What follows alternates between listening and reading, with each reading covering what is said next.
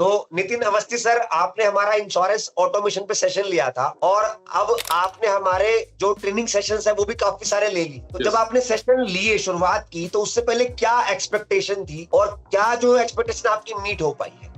मैंने ये आपका जो सेशन देखा था, ये देखा तो ऑटोमेशन की वजह से ही था कि हम इंश्योरेंस में ऑटोमेशन को कैसे अप्लाई कर सकते हैं, क्योंकि मैं काफी टाइम से इंश्योरेंस से जुड़ा हुआ हूँ। तो और जो एक्सपेक्टेशन थी मेरी, वो उससे कहीं ज्यादा मुझे यहाँ पर सीखने को मिल रहा है। और मुझे लग रहा है कि जो मैं सोच रहा था या मेरे को जितना आइडिया था, उससे कहीं ज्यादा हम इसको यूज कर सकते हैं और इससे हम एक अच्छी इनकम भी जनरेट कर सकते हैं और एक अच्छी टीम भी रिक्रूट कर सकते हैं। तो नितिन जी, आपका बैकग्राउंड क्या रहा है? कितने साल वर्किंग किया, कहाँ वर्किंग किया? मेरा करीब 18 इयर्स का इंश्योरेंस का ही एक्सपीरियंस है। मैं 2006 से इस इंडस्ट्री में हूँ already. As a agency manager मैंने ज्यादातर कंपनियों में काम किया है, बिरला के साथ किया है, भारतीय एक्सा के साथ किया है। तो इंश्योरेंस का ही एक्सपीरियंस है मेरा। पहले आप जॉब में थे, अब आप फुल फ्लैज खुद के बिजनेस में आ गए हो। क्या लग रहा है आपके 18 साल के करियर में जो तरीके आप पहले से करते आ रहे थे वो ठीक है, या आज की डेट में वो तरीके हटाने पड़ेंगे और चेंज करना ही पड़ेगा?